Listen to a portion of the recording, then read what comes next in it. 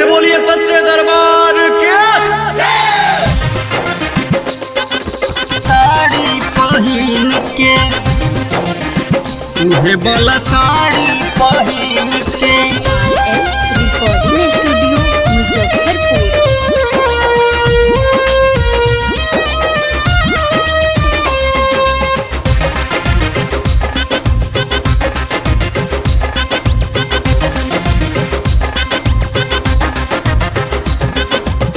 भोरही मंदिरिया में होई बड़ी भीड़ हो, कैसे तू चिन्ह बाबा लागल फिकीर हो।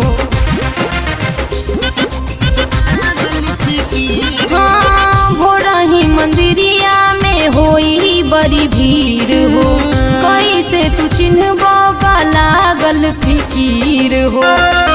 अरे लाली कलार जय माता हती लिखल जवान दिल बनी कीन के अह पूजन करे जान तुहे वाला साड़ी पहिन के अह पूजन करे जान तुहे वाला साड़ी पहिन के।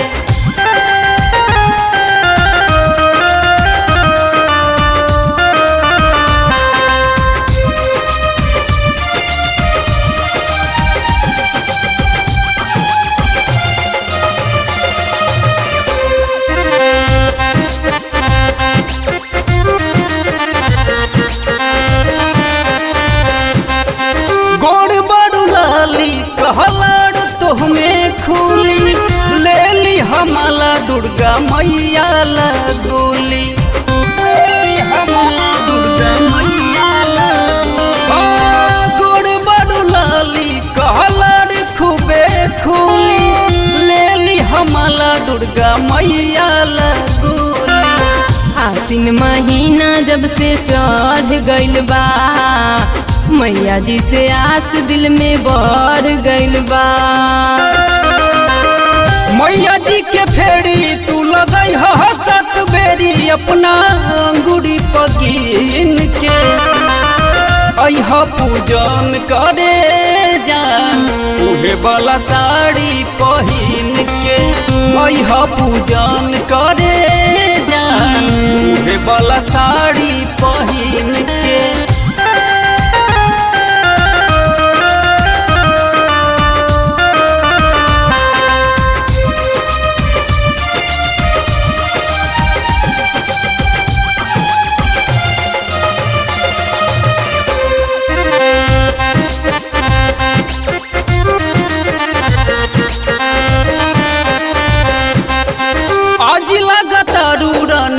तना सुनर हो माई करस केहू के लगे ना नजर हो, माई करस केहू के लगे ना नजर हो। लगतरू रानी तना सुनर हो माई करस केहू के लगे ना नजर हो। तोहरे ला सहल बानी नौमी नवरातर, करुणा भय करिहे माई के जगराता। पाके आशीष नबई तू शीश देवी मैया जी के दिन के अह पूजन करे जान तुहे वाला साड़ी पहिन के अह पूजन करे जान तुहे वाला साड़ी पहिन के।